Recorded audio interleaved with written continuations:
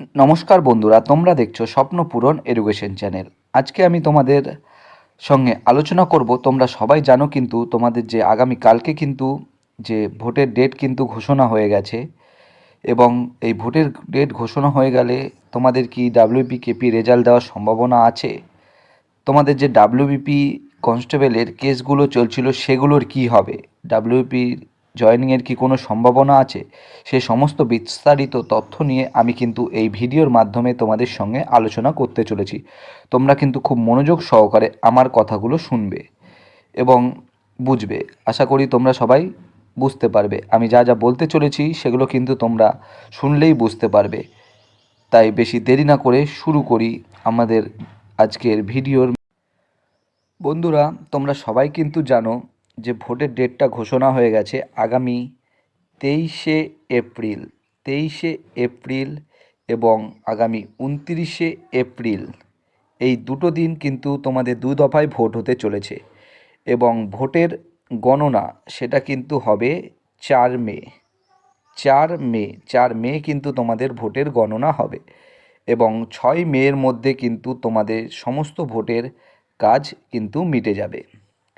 তাইলে এর মধ্যে কি তোমাদের ডাব্লিউপি রেজাল্ট বেরানোর কোনো সম্ভাবনা আছে? তোমাদের যে কেসগুলো চলছিল সেগুলোর কি হবে?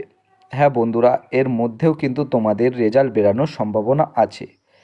কারণ ভোট ঘোষণা হয়ে গেলে তোমাদের কিন্তু ভোট ঘোষণা হওয়ার পরে তোমাদের কিন্তু নতুন যে রিক্রুটমেন্টগুলো রয়েছে সেগুলোর কিন্তু কোনো কিছু করা যায় না। সেগুলোর নোটিফিকেশানও বার করা যাবে না, সেগুলোর ফর্ম ফিল আপও করা যাবে না। কিন্তু যেহেতু তোমাদের এই ডাব্লিউপি কনস্টেবলটা 2024 সালের পুরনো রিক্রুটমেন্ট, যদি তোমাদের কোর্টের যে কেসগুলো আছে সেগুলো যদি মিটে যায়, তাহলে কিন্তু যদি ডাব্লিউবি পিআরবি চায় তোমাদের রেজাল্ট কিন্তু প্রকাশ করে দিতে পারে। পিআরবি বোর্ড, আমি কিন্তু আবার বলছি, পিআরবি বোর্ড যদি চায় কেস মিটে যাওয়ার পরে, তাইলে কিন্তু তোমাদের রেজাল্টগুলো কিন্তু বেরিয়ে যেতে পারে, রেজাল্টটা কিন্তু প্রকাশিত হয়ে যেতে পারে। কিন্তু বন্ধুরা, রেজাল্ট প্রকাশিত হলে জয়েনিং কিন্তু তোমাদের সম্ভব না, কারণ ভোট চলাকালীন কোনো মতেই কিন্তু জয়েনিং করানো সম্ভব না। তাই রেজাল্ট প্রকাশিত হলেও হতে পারে, কিন্তু জয়েনিং তোমাদের ভোটের পরেই হবে। এবং কেসগুলোর কি হবে দেখো, আগামী তোমরা সবাই জানো 17 তারিখ একটু গুরুত্বপূর্ণ কেসের ডেট রয়েছে। 17 তারিখ এবং 20 তারিখ, এই 17 তারিখ এবং 20 তারিখ যদি কেসটা মিটে যায় এবং পিআরবি বোর্ড যদি চায় তোমাদের রেজাল্ট প্রকাশিত করে দেবে, তাহলে কিন্তু অবশ্যই তোমাদের রেজাল্টটা প্রকাশিত করে দিতে পারে।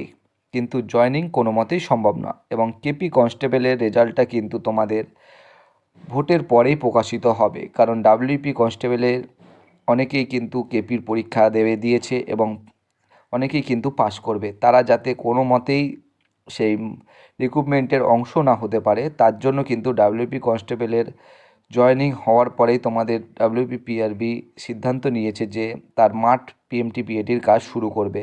কিন্তু ভোটের পরেই কিন্তু ডাব্লিউপি কনস্টেবল এবং কেপি কনস্টেবল, ডাব্লিউপি কনস্টেবলের ফাইনাল রেজাল্ট তোমাদের প্রকাশিত হয়ে যাবে।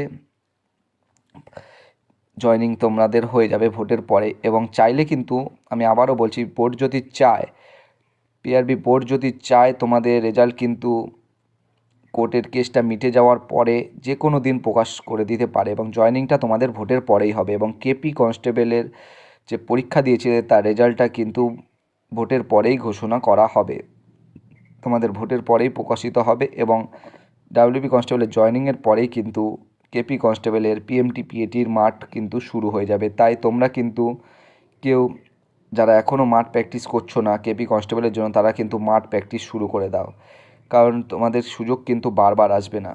এই সুযোগটাকে তোমরা কাজে লাগাও এবং নতুন ভ্যাকেন্সিও তোমাদের ভোটের পরেই আসবে। এই ডাব্লিউবি কনস্টেবলের জয়েনিংয়ের ডেট ঘোষণা হয়ে গেলেই তোমাদের নতুন যে ভ্যাকেন্সিগুলো আসার কথা সেগুলো কিন্তু প্রকাশিত হয়ে যাবে। তাই যারা পড়াশোনা এখনও শুরু করনি, আজ করব, কাল করব, পরশু করব করছো, তারা কিন্তু পড়াশোনাটা শুরু করে দাও। এটাই ছিল আমার মূল বক্তব্য। যদি আমার ভিডিওটা তোমাদের ভালো লেগে থাকে, অবশ্যই আমাদের চ্যানেলটি লাইক, কমেন্ট, শেয়ার এবং সাবস্ক্রাইব করে দিও। সাবস্ক্রাইব করে বেল আইকনটি প্রেস করে নিও, তাহলে নতুন নতুন ভিডিও নোটিফিকেশনগুলো তোমরা খুব সহজেই পেয়ে যাবে। আমি আবার ভিডিও শেষ করার আগে বলতে চাই, কেপি কনস্টেবলের জন্য যারা প্রিপারেশান নিচ্ছ তারা কিন্তু মাঠটা শুরু করে দাও, এই সুযোগ কিন্তু বারবার আসবে না। সবাই ভালো থেকো, সুস্থ থেকো। দেখা হবে আবার পরবর্তী একটি নতুন ভিডিওতে। সবাইকে অসংখ্য ধন্যবাদ।